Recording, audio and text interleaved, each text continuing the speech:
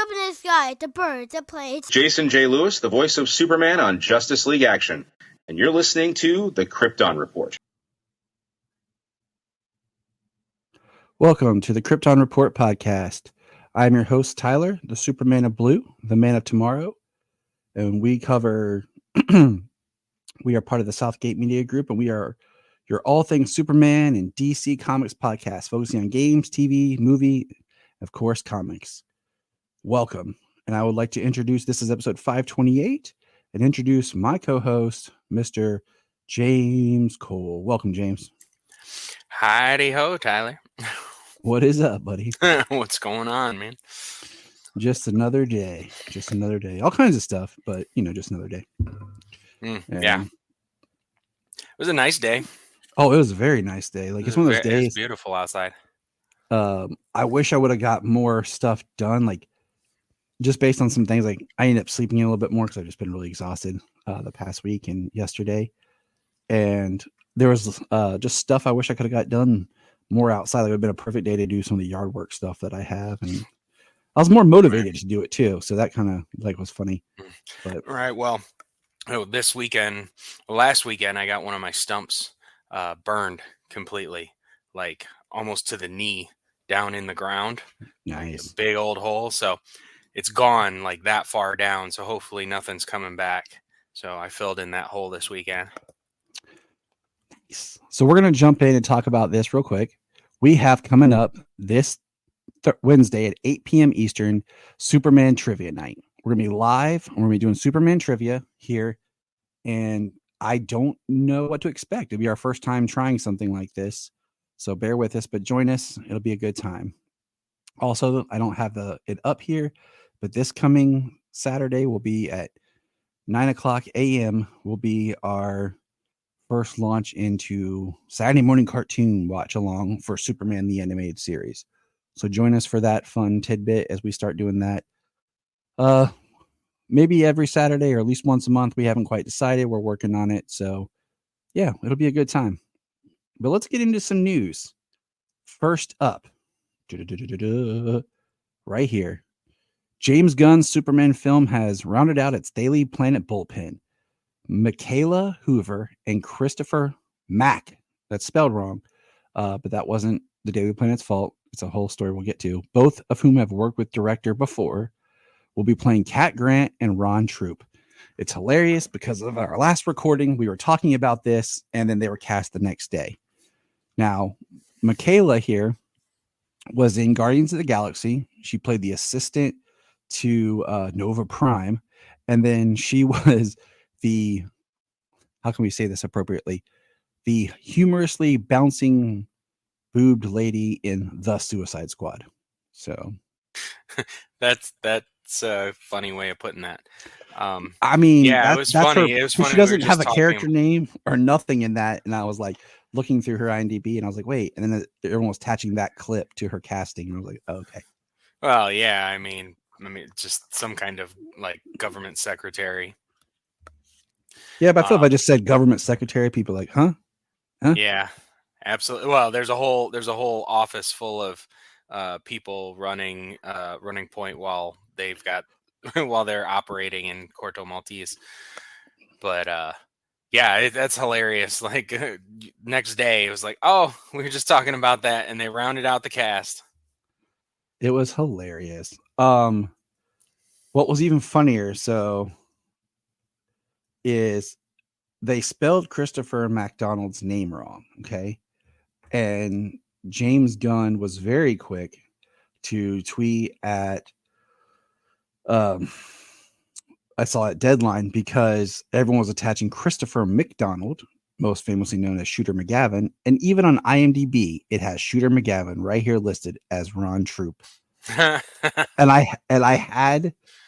had to like screenshot that because I was laughing so hard because it was just like, oh my gosh. Like, I mean, I'm just saying it would be amazing. I mean, what's funny is he has cred, okay, because he was the voice of Jor-El in Superman the Animated Series. Absolutely.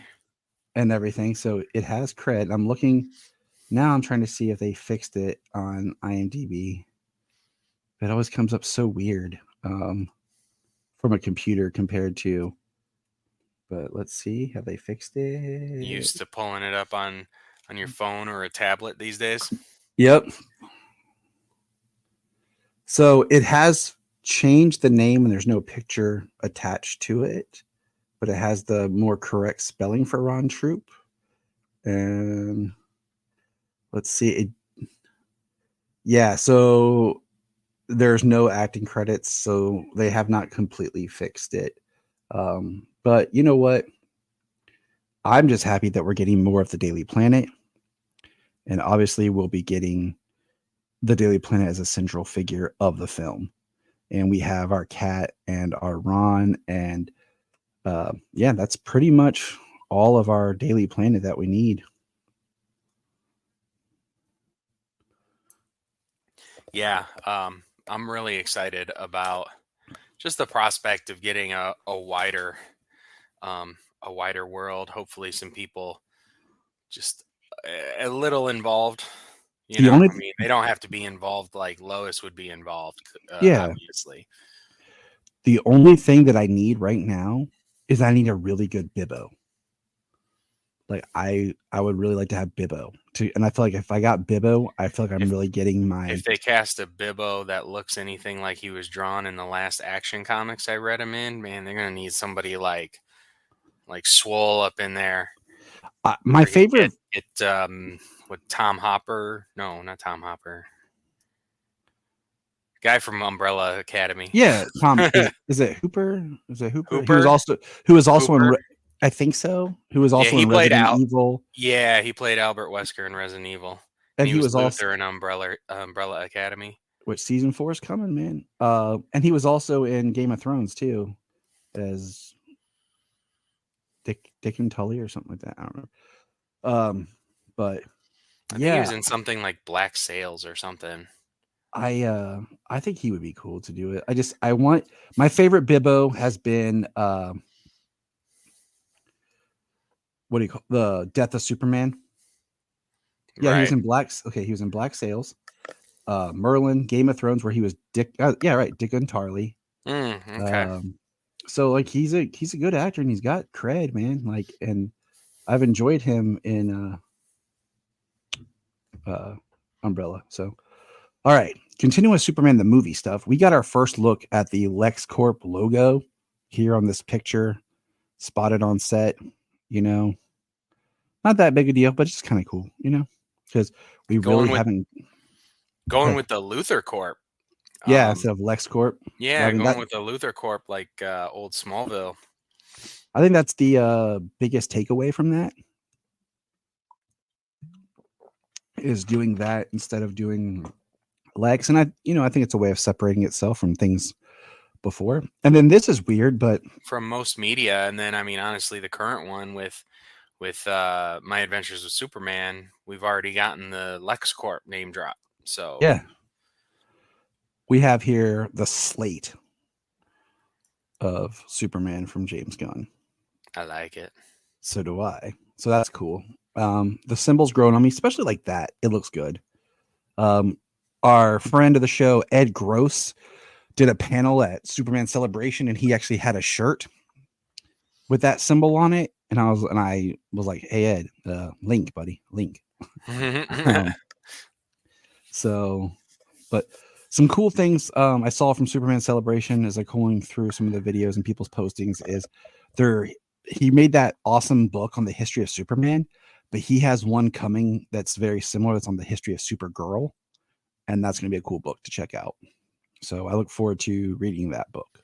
That one will be actually quite interesting, just because her story has changed a lot over the years. Mm-hmm. So this is cool. So we didn't talk about this, but the Batman Forever line for McFarlane has been released, and pre-orders already sold out on McFarlane Toys. Now I'll tell you this story. I clicked on Batman a couple minutes after it released for Amazon, and it was sold out for pre-orders. The moment that Robin was released, I clicked on it for Amazon, and I hit pre-order, and my app reloaded, like it glitched, and then I did it again, and it glitched, and then when I went to do it the third time, it already hit sold out. Oh my god. So I was able to pre-order Riddler and Two-Face, but I want that Batman and Robin. Yeah. I definitely do want that Batman and Robin. I had that Robin as a figure back when I was a kid. So I mean, it would just be awesome to have that Robin. It'd be funny because it'd be standing next to, I think the only other Robin I have is Carrie Kelly from the old Mattel multiverse line, Yeah. from the Dark Knight Returns line. Nice. Yep. So, but yeah, I would definitely like to have that one. Well, like I And want that whole line, and I want the whole Batman and Robin line. Like all I have from that is Batman, because I haven't found the others like in the wild. Because like yeah, nobody cares. Like okay, Target's like 40 minutes from me. The two Walmarts that are close to me barely carry the McFarlanes anymore. And I found Batman at GameStop. So and I it's need been to the same McFarlanes at the WalMarts near me forever. The Yeah. same ones. So it's really pissing me off because I mean, I could get a Black Lantern Superman if I wanted to, because it's always there. Which I don't have that one, but still. I found that one used at a bookstore. What do you call it? Like a buybacks. But all right, let's get into any other news. We got the LexCorp. Oh, did you check out the trailer for Absolute Power? The comic No, series? actually, no, I did not. That is something I meant to check out. I did see it. It just looks cool. Like it's just something to talk about. It's the upcoming big blockbuster event of the summer where somehow Amanda Waller and this fail-safe Batman thing, whatever it is, steals all the powers of the DC characters, and they have to save the universe without powers. Or the world. Interesting. Same thing. I'm like, okay. Yeah. I'll get there. Well, yeah. I mean, we'll get there. One, it's gonna be in the app. It's gonna be kind of like the main thing that'll be going at the time. We'll probably talk about it with our in books. September, probably. Let's say whenever it ends. But also, it's being written by Mark Waid. Yeah, so that's the most exciting a plus. Part. Yeah, that's the most exciting part. And Dan Morris usually lands, but usually lands more than not. So, and Dan Morris doing the art, which I love Dan Morris art. Definitely. But yeah, that's all I got for news. So now we'll talk about this fun, The Adventures of Superboy. Now, an announcement with Superboy here. James and I have decided that while My Adventures with Superman's airing right now, and we're covering that, we're gonna, after today's episode, we're gonna pause our Superboy coverage, and we'll come back to that. So that we're not overloading our shows and discussions and trying to like burn through things. We're just gonna take it slower. Yeah, we'll be burning through our content to talk about kind of that way, and then it's more homework for everybody else to watch too if they want to watch along with all this stuff. It's just more things. If we're covering the new stuff as it comes out, and then this older stuff that we have, I mean, it's great in between content, and you know, us and everybody else doesn't have to watch 3-4 shows going on at the same time. Exactly. There's no need for that. Like, like we talked about, is after Superman and Lois, that's all the current Superman stuff, really. We'll talk about other DC stuff, but we don't need to, run through things. But all right. So this episode of Superboy is season 1, episode 3, called Back to Oblivion.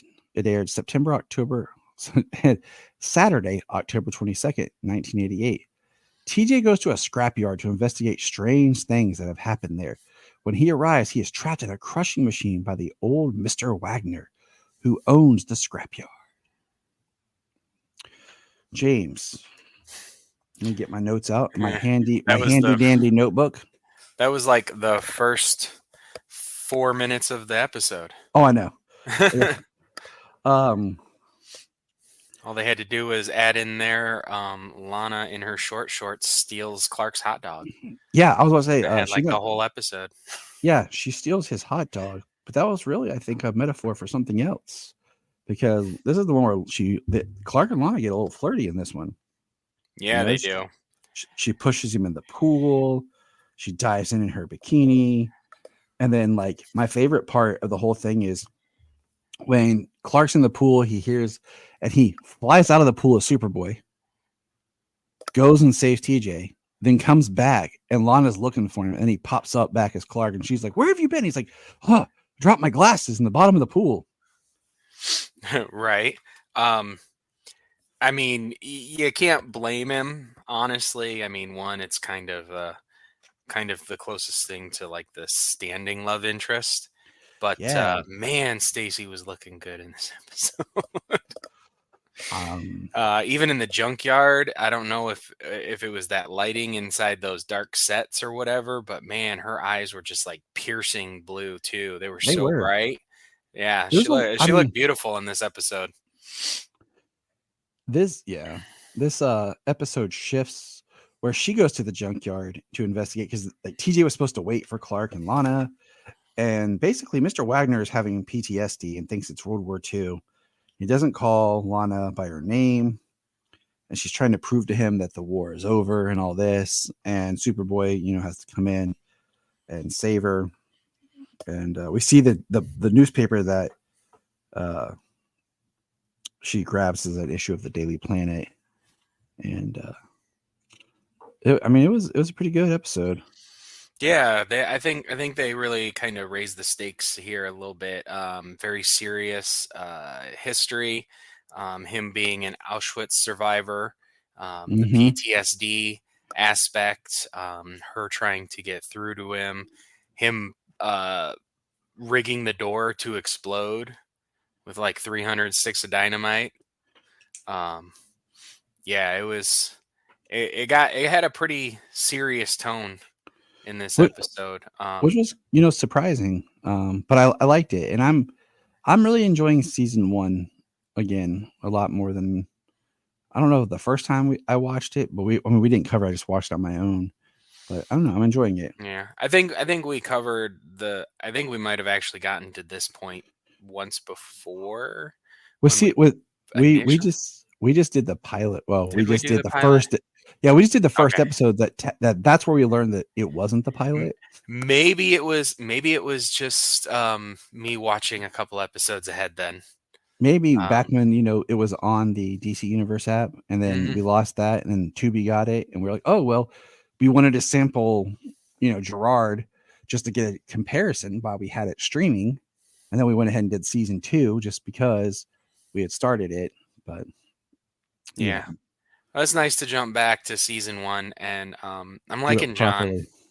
I am liking John, his Clark, and his Superman. It was funny how he was trying to hide his face while he tried to get his glasses on in the pool. Yeah, I am too. Like I think he's finding a nice medium of Clark, but not being the pushover super nerd that would later kind of be the thing. I don't know. I feel like in season 2, Gerard tries a little too hard to be kind of Chris-ish and like nerdy Clark. That's kind of not even like, like wearing loafers with white socks. Like, come on, man. Like, yeah. I mean, if you look at it, Gerard was definitely trying to be more like Reeve, and we've got John is more comparable to like Dean on New Adventures of Superman. New Adventures of Lois and Clark. Yeah, I was about to say, you said Dean. I was like, not Winchester.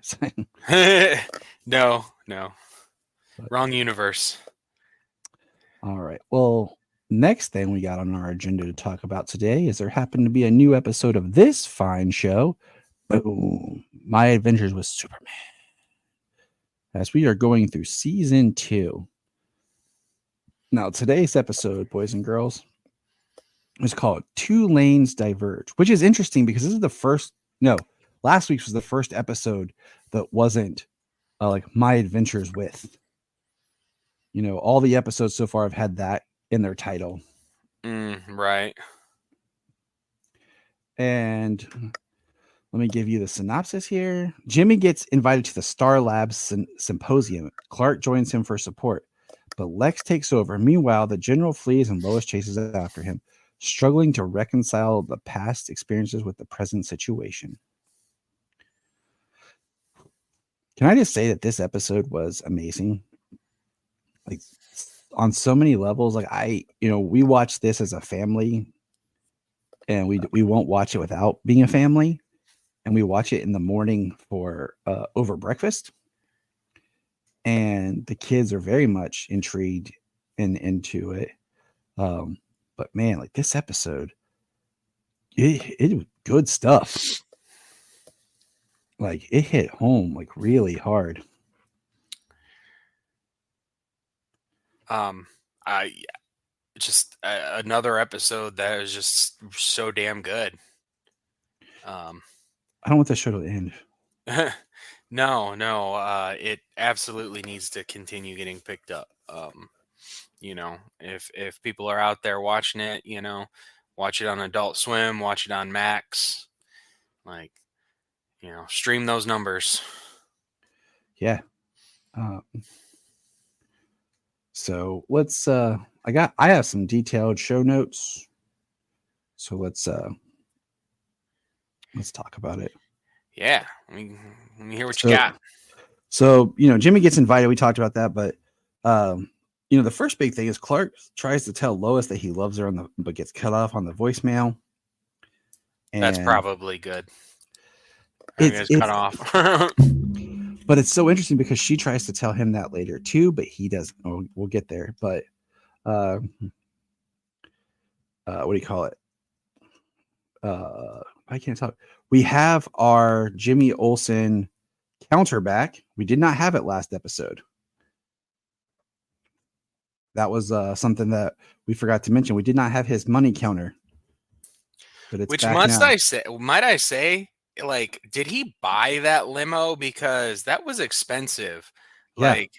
Like he should have just rented that limo because it went down like $100,000.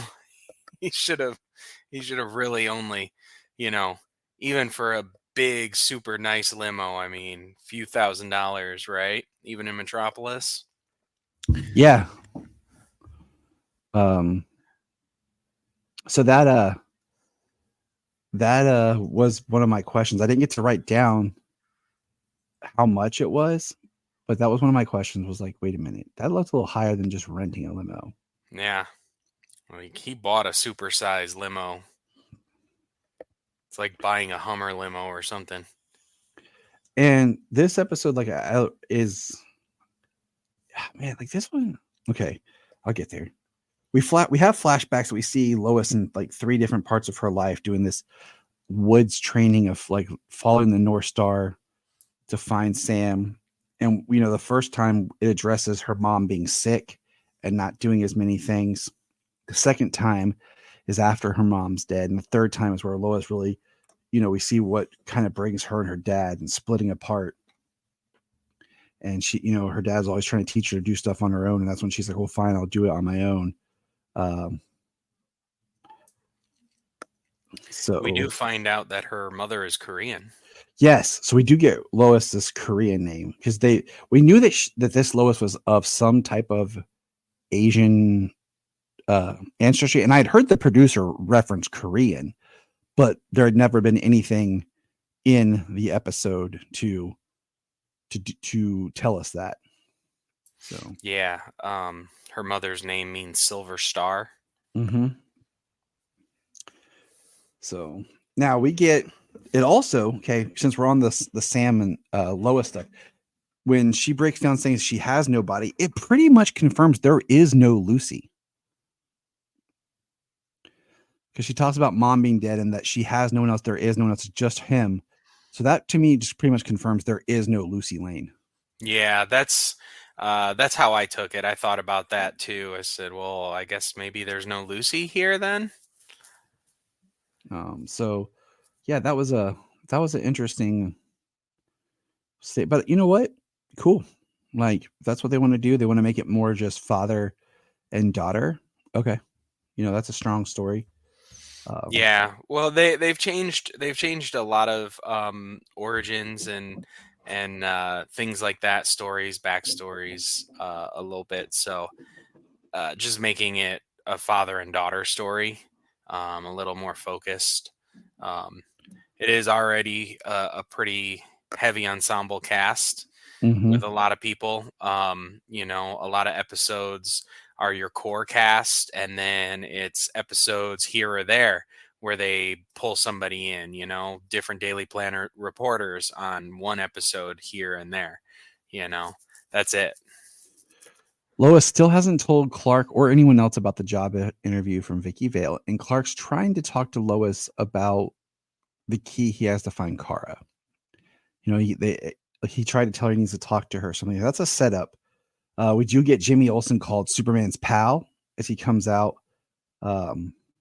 to the symposium, and we find that he kind of was set up at the big symposium. And before he goes on, like there's this great scene between Jimmy and Clark where he says, Jimmy makes a joke to someone that he had saved Superman's life a couple times, and Clark tells him 13 times that Jimmy had saved his life 13 times. And the one was when they first met as roommates, and he said, we're going to be friends. And, and Jimmy makes a comment, don't get all mushy here in the anti-gravity room. And I liked it. Did you see the tears squirt out of Jimmy's eyes and just float away? Yeah. And they're talking about flying. He's like, how do you stop? He's like, it's not a lot. It's not like this. It's not quite like this. And Jimmy goes wham into the wall. But we find out that the speech is on the Superman problem, and Jimmy's talking, and Lex interjects and changes everything and flips everything that Jimmy said about choice and everything to where Jimmy's trying to argue, but Jimmy is so stunned. And Lex has a great line. It says, knowledge is security. Earth is for Earthlings. And then Lex makes a comment to Clark, as to Superman and everything. When Superman, so pause that. Hold on. I'm getting ahead of myself. Sam and Lois are basically, Sam says he's being attacked. We find out he has a secret bunker, and he gets attacked by Slade, Atomic Skull, and that big guy that I don't remember who it is. And during that time, we find out he goes to a pawn shop to get a passport, and it's by Winslow Schott, aka Toyman. And it's great because he says don't grab the teddy bear, and at one point Sam does, and it blows up. But basically, they end up falling into the expo, and Clark becomes Superman, and he's trying to save everyone. And Sam and Lois, grab some of the tech that was there that we had seen tested earlier. And then Sam and Lois end up teleporting away. And it's just Superman left. And Lex uses that as a way of twisting it to where he's like, look, the best protection stuff that we have to offer, and not even that could stop Superman. And Lex makes the comment to Jimmy about thanks for the advice. And Clark really feels like Jimmy had betrayed him then. Like you see it on his face. Yeah. And it hit hard for him. Yeah, I mean, Lex, I mean, he's arguing the way that sounds good and right to people, if you if you argue right, you're never wrong. Yeah. Back to my favorite scene in Nick Naylor and Thank You for Smoking. Right. He's like, that's the whole point of argument, is not proving you're right, but proving the other person wrong. So, I mean, it's a good argument, clearly. I mean, that's why people, that's why so many people are, but it's just, it's like different, it's Luthor wants to do it I mean, essentially, obviously it's going to be to kill Superman. That's Waller's end goal. That's what Luthor's end goal is going to be. He even blames Superman for Ivo becoming what he is when Ivo did it to himself. Yeah. But blaming Superman for it. I mean, just twisting things to make it seem like just to make Superman the bad guy. And I want to shout out to I love the score, like the very rock heavy music score. And I was wondering if they were going to do, because Slade was there, because remember Slade's supposed to have kryptonite on his sword. But I Right. did like the shot of kind of Sam and Superman fighting back to back and together. But so later we have Sam is at Lois's place, and Lois calls Clark to say she can't make it at 8. But when she's talking with her dad, he says that, something about Kent's, he's odd. And Lois is like, yeah, he is. And Clark, like, he flies away. And I'm like, did he turn off his hearing or what? Because he doesn't hear when she says, but that's what I love about him. Yeah, So, he sounds like he was hurt and he stopped listening. so he feels now betrayed and exiled by Jimmy. He now feels hurt by Lois. And then he pulls out the key and starts talking to it like he wants to find Kara. And he's like, I'm so tired of feeling alone. And that's kind of the theme of this. I was just like, Lois is talking with her dad about being alone and feeling alone. And, Clark feels alone. He sends it out to find Kara. And it's just kind of really this somber ending. And then we see Brainiac floating over top of Earth. Well, that's why he said the first time Jimmy saved him was when he said, we're going to be friends. Exactly. Because he's not lonely anymore. He has a friend. Yeah. And now, I like when Jimmy's like, all those times I covered for you in college, you didn't even know about. Right. But like, did you see this? Like, I watched, like, this was the last shot, and it was like I want to say a post-credit scene, but it was like at the end of the credits. It was just this one frame. Because we were really? No, I because didn't. we were just letting the credits play as we were talking about the episode, and like this just kind of flashed right before it ended, and I was like, dang, that is such a somber looking Superman. But interesting. Yeah, and I don't know who was up there above Earth and looking down, but I say it's Brainiac. Like that's supposed to be, like, it looks like it. I mean, people are saying Zod, but it's supposed to be Brainiac that's coming. So, but I'm just, we'll see. I have some other thoughts, but we'll see.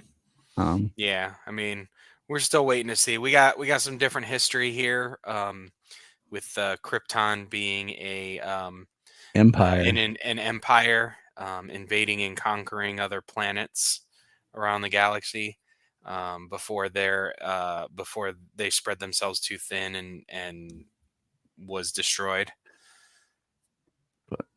So it's very different. And then the idea of the Brainiac being part of the ship, Jor-El was talking about that. So is this a Kryptonian construct, a Kryptonian creation, like the animated series before? Who knows?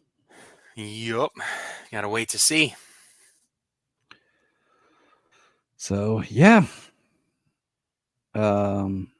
Let's I gotta straighten that up. But so the next thing, we're getting to our comic for this week, but I have something that was sent to me. It's a discussion from Twitter, and this is an interesting thing that you can't really see, but I'm going to read it from my phone. It is I was attached to an article that was written by George Perez that talked about his time writing Superman, and it kind of confirms what he thought. But I'll read this. It says, in his own words, George Perez, unfortunately, when you are writing a major character, you sometimes have to make a lot of compromises. And I was made certain promises. Unfortunately, not through any fault of Dan DiDio, he was no longer the last word. A lot of people making decisions going against each other's, contradicting again in mid-story. The people who love my Superman arc, I thank you. What you read, I don't know. After I wrote it, I told them, here's my scripts. If you change it, that's your prerogative. Don't tell me. Don't ask me to edit it. Don't ask me to correct it. I don't want to change something that you're going to change again if you disagree. No. Superman is a big character. I was flattered by the responsibility, but I thought this was getting a little tough. I didn't mind the changes in Superman. I just wish it was the same decision, issue 1 or issue 2. I had to keep rewriting things because another person changed their mind, and that was a lot tougher. It wasn't the same as doing Wonder Woman, where I was given a full year to get Wonder Woman established before and folded into the DC universe properly. I had a wonderful editor, Karen Berger, who ran Shotgun for me. They wanted me to recreate what I did through Wonder Woman, but it's not the same atmosphere. I couldn't do it anymore. And the writer who replaced me, Keith Giffen, was very nice. And I've known Keith since we both started in the industry. He called me up when they asked him to do Superman to make sure I wasn't being fired off Superman. And regrettably, I did have to tell him I can't wait to get off Superman. It was not the experience I wanted it to be. So I feel that kind of sums up how we were talking about how this felt odd, and just, from such a talented, amazing creator, we just kind of felt like something was off. And I feel like that just kind of really proves what we were feeling. Sounds like a lot of some things that might have been missed, or things might have been stuff that was cut out, truncated his story. Mm-hmm. And, for whatever reason or another. So, but yeah, so I wanted to share that before we got started, because, we had talked about that, and I appreciate them for sending that over to me so we could talk about that on today's episode. Now we're going to get into this week's reading. Volume 2, Secret and Lies. And we have Dan Jurgens, Keith Giffen, and Jesus Marino. So yeah, let's get into this. I'm pulling it up right now on my app, but I do want to say, I was thinking about this as I was reading. I think Dan Jurgens is probably the most prolific Superman writer we have, because think about, he's touched Superman in the 80s, the 90s. I'm going through everything. So, excuse me if I'm wrong, but like, he touched the New 52 Superman. He even did Rebirth stuff. He had to have worked on Superman in the 2000s. So I mean, that's different incarnations of the character, but he still made it feel like Superman, even when they were changing it to be a different kind of Superman. Right. And just looking through these issues, he was the primary pencil artist on this, and we know Dan Jurgens drew Superman back when he wrote it as well, back like in the 90s, and the style is still it's very New 52. It does not look like Superman from the 90s. Mm-hmm. So it's nice that he was able, he did so well with keeping the style the way it looked in the New 52. And I thought it was interesting. He's credited as co-plotting the story. So I thought that was interesting. But so this volume, I'm gonna try to find it here. It's always in the small print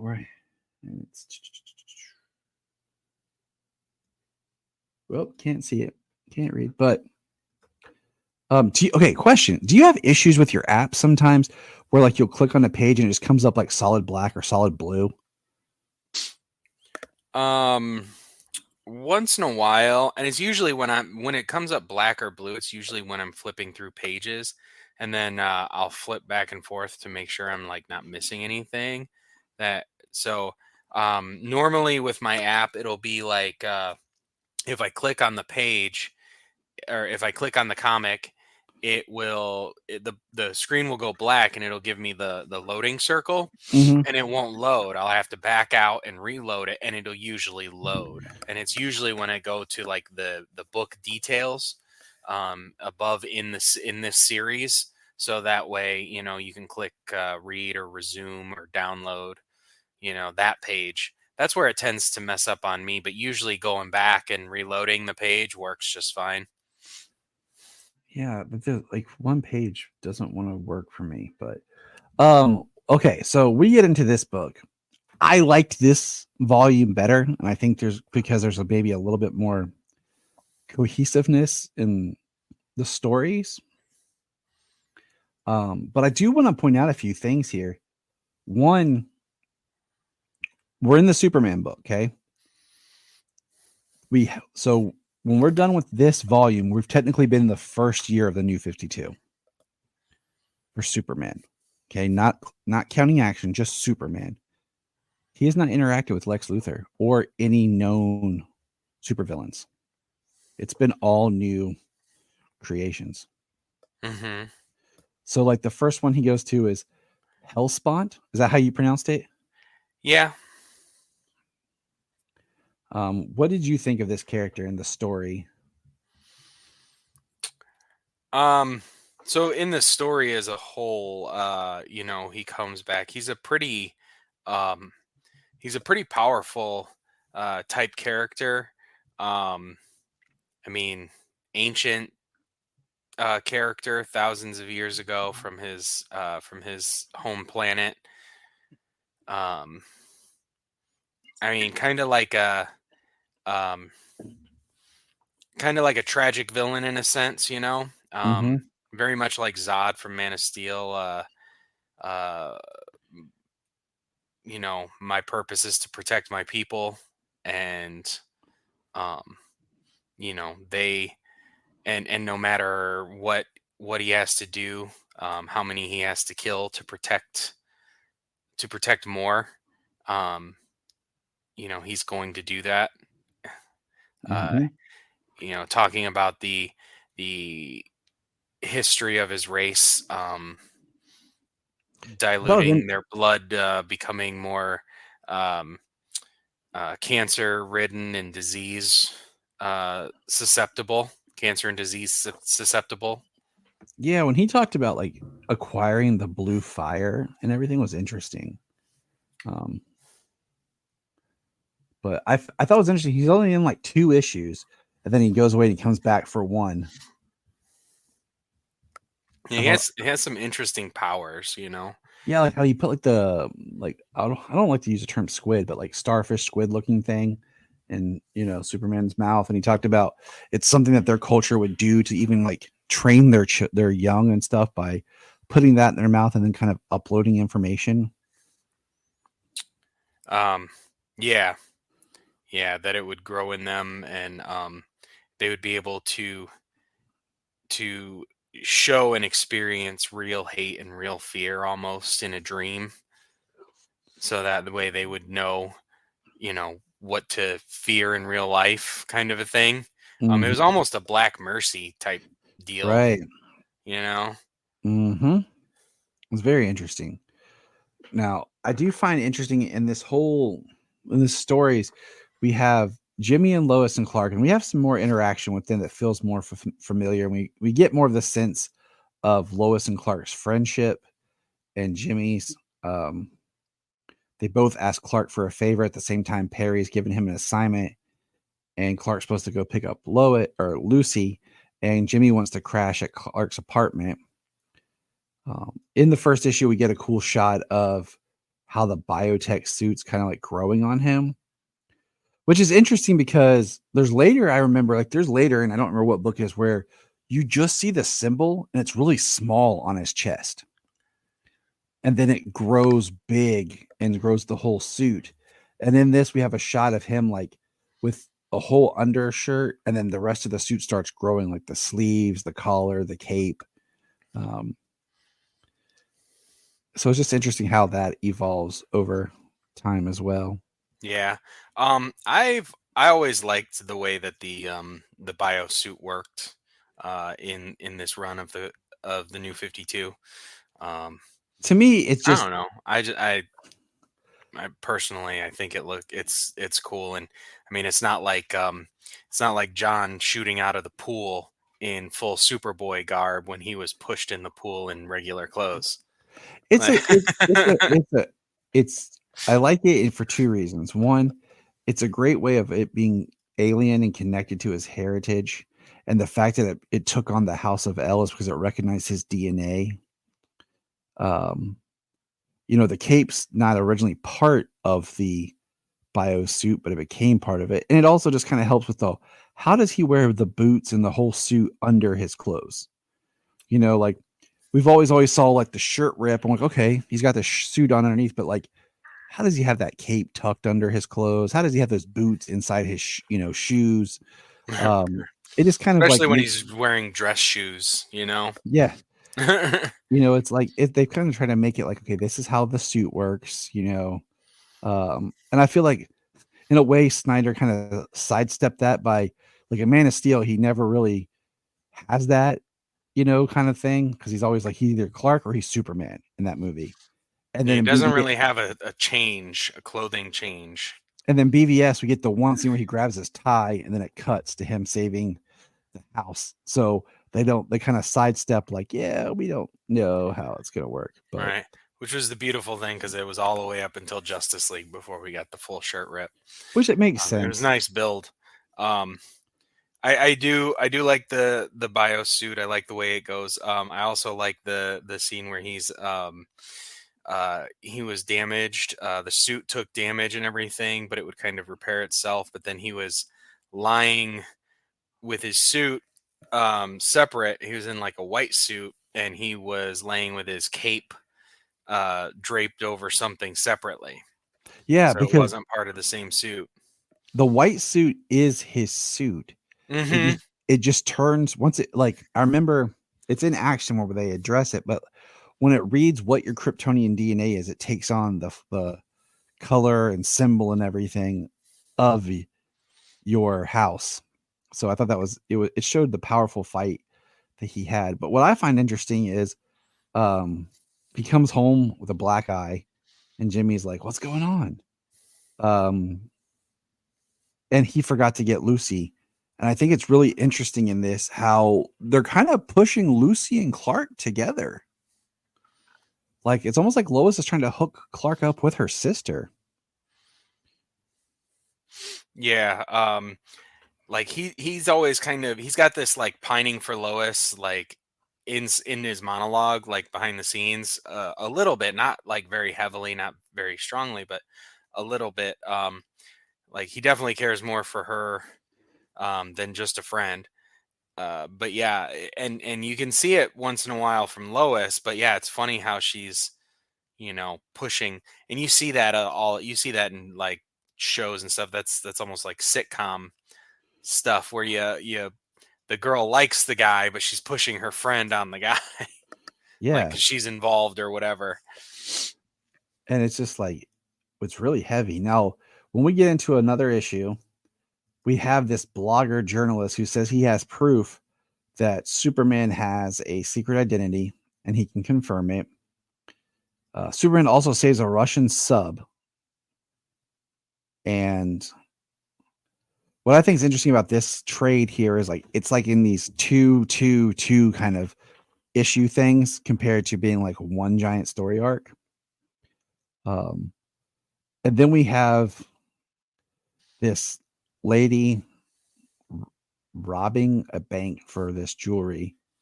And the blogger goes to Lois, who turns him down.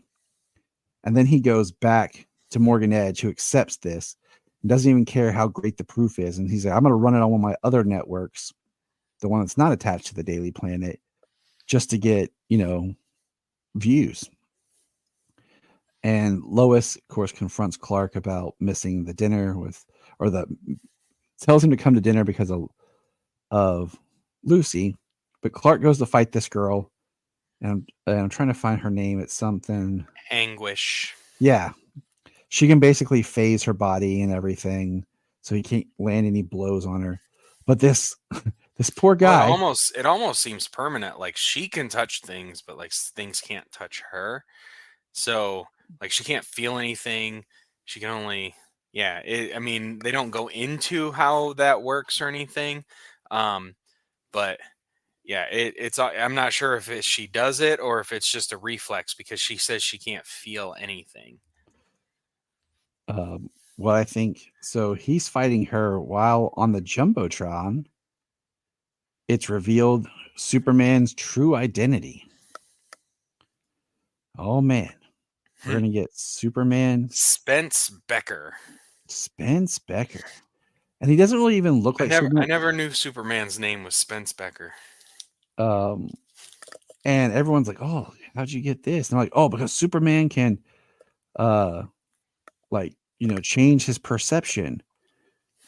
And everyone just believes it, and the picture's like just him with his tie off changing in the alley or something.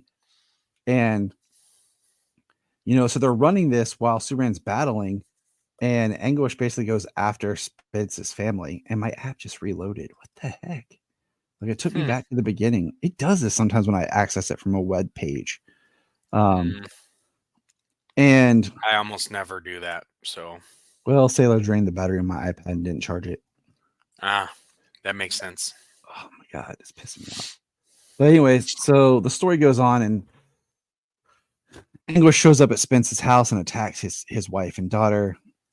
And Superman shows up and fights, and they're in the same place, and the blogger's trying to be like, oh look, it's a fake, one of them's a robot, and Spence knocks out the blogger, and Superman makes a comment about irresponsible journalism.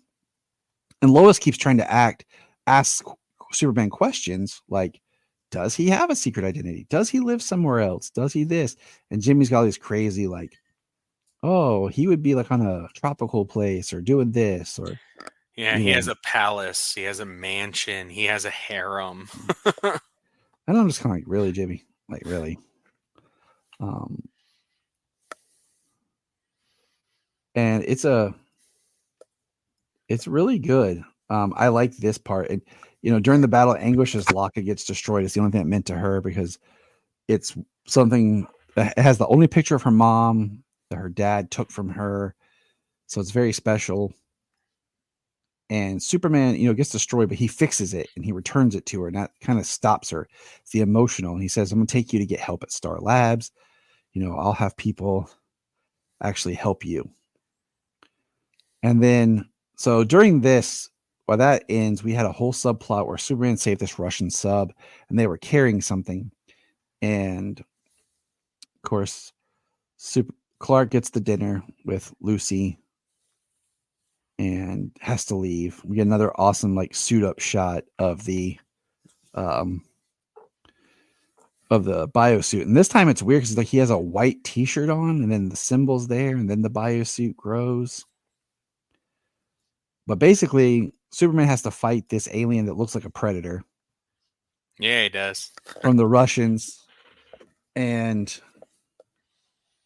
basically it comes, man, I'm so pissed off right now. It does not want to work. But well, he goes to Russia, and he finds that everybody has been killed here. Something has escaped. He talks to somebody, and this guy was a double agent serving on the president's secret service. So like this Russian spy. Very interesting. Superman follows the creature to a small town, and all the military and everybody says everybody's dead. No heartbeats. Everybody was killed. Then he gets attacked. Something that blasts him. So it went right to the core of his central nervous system. He's being attacked. And like he uses a wide burst from his heat blast to try and get the creature, but he misses, and the creature attacks him, cuts him. So this predator-like creature is very fast, very strong, has weapons that can cut Superman. So not a usual opponent. And he uses a lot of gear, a lot of tech, stuff that messes with Superman. This is actually where we see the suit separated. Like it attacks the nervous system. Maybe that's why the suit went white, because like it scrambled the suit, scrambled the Superman's nervous system. Yeah. Yep, and that's that issue. Issue ends with Superman laying pretty well beaten down by this creature. And yeah, and the creature goes home, and he's like, no, you'll pay for your crimes, basically. And the creature's like, I was just defending myself, and I just want to go home. Like that's his whole argument. It's like, I was defending myself. They pulled me here. They did this to me, and I just want to go home. And that's kind of Superman's whole, like, that he says things about coming from your planet and all this stuff, and it's very interesting how I don't want to say it parallels like what Superman's kind of gone through, but yeah. I mean, yeah, you just ran through the the main chunk of this next issue. Yeah, I mean that's what it is. And he, the creature returns home, and everybody's kind of like, Superman, what happened? He's just like, pfft. Yeah. Then Clark shows up to take Lucy bungee jumping. See, I remember makes that. Makes up for his ditching her and standing her up and all that other stuff. But you say you don't remember that? No, that I remember. Like, I remember reading that issue because I remember Clark in those shorts, and them like, it looks like you work out, Clark. Oh yeah. But yeah, and then okay, so the last issue, okay, of this trade is the annual, which was the cover for this this volume, and that's written by Scott Lobdell, and it actually is where Hellspawn returns. Was in the annual, which I thought was interesting. So it's written by Scott Lobdell and Fabian. I'm not going to try that. Pencils by Marco Rudy, Miko Pascal. Pascal Axel, Tom Rainey, and Elizabeth Torque. It's a 34-page annual. What did you think of this? Because it's like, this is where you get a little bit more of the Hellspawn story we were talking about, and we see how powerful he is and how he has people here on Earth. We do get Martian Manhunter because we have these, I don't know what you call them exactly, but people that are the same as Hellspawn that he activates and gives part of his power to, and they're going around doing things like they attack Starfire. They attack Grifter, which I thought was just randomly weird. And when they're like murdering people all over the world, Hawkman's under attack. I feel like this was so interesting for an entire, just as a annual. Like, usually annuals are like stories that touch on other things, but this really felt like that should have been like 2 issues. Right. You get the history of Hellspawn, and then you get his return. Yeah, it's interesting. It does kind of like build up part of the story from something from something that came before and possibly something to come after.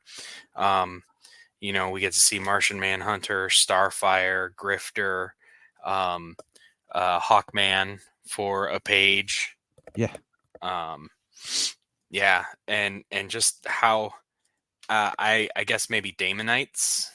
Yeah, that sounds right. I'll go with it. Yeah, Damonites, and how they actually were on Earth, and they decided to kind of just assimilate and live among the people. Mm-hmm.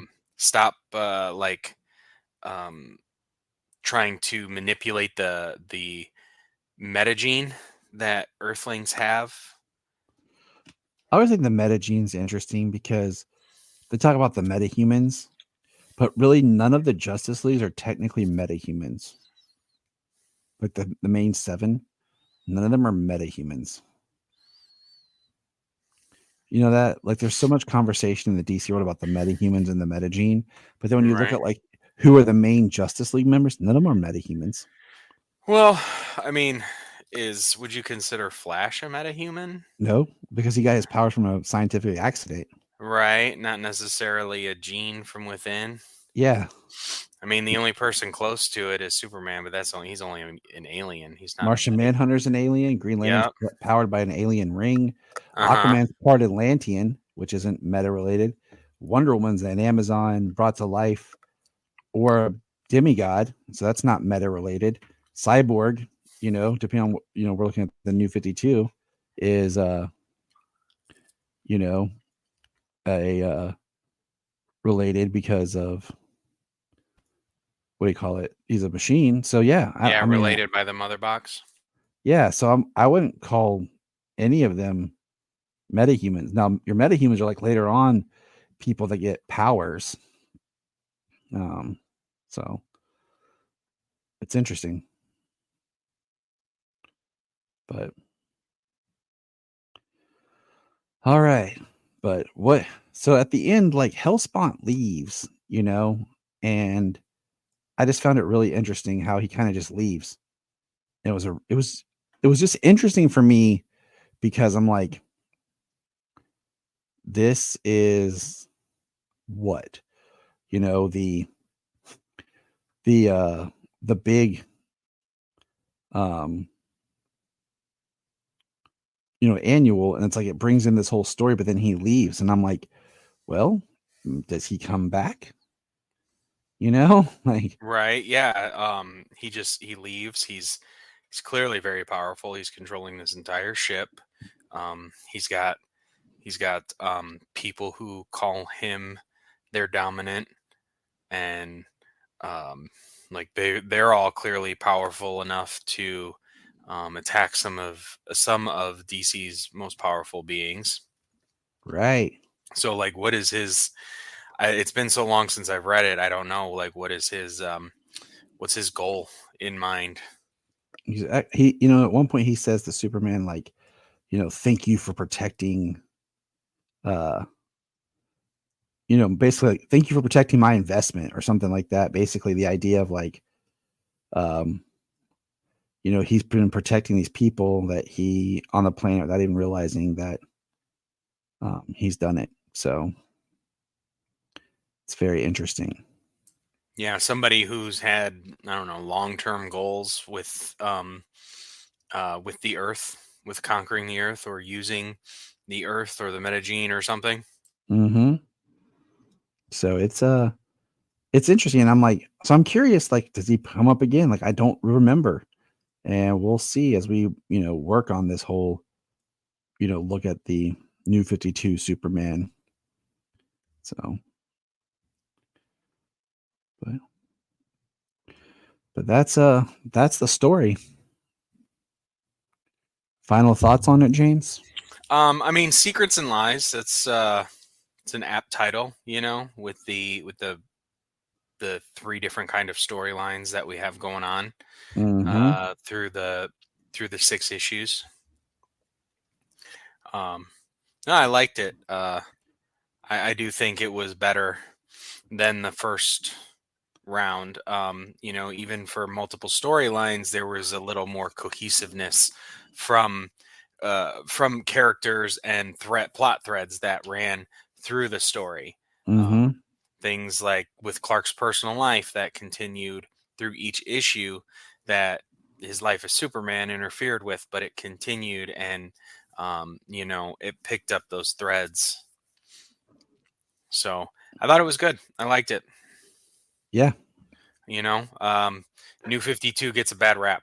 We kind of know that. And that's kind of you why were we're at that age, and so was I. And that's where I kind of really jumped into like more canon reading.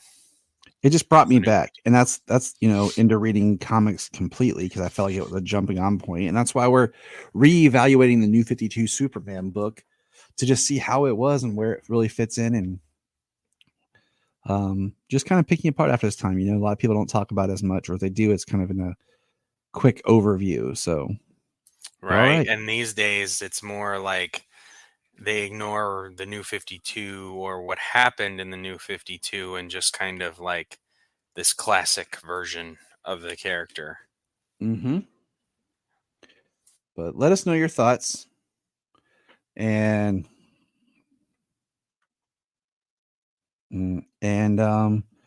yeah, hit us up at kryptonreport@gmail.com or any of our socials, kryptonreportpod on all social media platforms. So until next time, remember, Look up in the sky. We want to thank you for checking out the Krypton Report podcast, and we ask you to check us out on all of our social media, on Twitter X, Facebook, Instagram, Blue Sky, Hive, Threads, YouTube. We're everywhere. And if you want to be a guest on the podcast, just send us a message and let us know. If you are like Tyler and James and can't get enough super talk, check out these other podcasts. Digging for Kryptonite, Supergirl Radio, The Last Sons of Krypton, The Superboy Legacy Podcast, All-Star Superfans, Superman the Animated Podcast, The Aspiring Kryptonians, Always Hold On to Smallville, The Geek of Steel, and Truth, Justice, and Hope. I am Brian Peters, the creator and host of Gravely Amusing. For the past 30 years, I've studied the history of gods and monsters in pop culture and our world. As a student of theology and history, I've tried to understand evil and its impact on us. As a writer, I've tried to share this knowledge. As a comedian, I've tried to make people laugh as I do it. But as a man-child, I'm still that scared 7-year-old boy. Join me as I share the history of horror and sci-fi, discuss classic and modern pop culture, and share a creepy story or two. This podcast may scare you, it may horrify you, or it may leave you gravely amused. Listen to Gravely Amusing on Apple Podcasts, Spotify, iHeartRadio, and wherever podcasts are found. Follow us on Twitter at gravely_amusing or on TikTok at gravely amusing. We have a $1 Patreon. Yes, I know everyone asks for money, but our $1 Patreon each month gets you commentary tracks for releasing movies, DC movies. It gets you my requel series where I pitch ideas about movie sequels, prequels, or whatever. It also gets special bonus episodes. So check that out for $1 a month. That's all we ask. Keep it cheap, keep it simple, and help us keep going. Check out the link in the show notes or Patreon Krypton Report. This is Dan Jurgens, and if you want to have a good time, keep listening to the Krypton Report.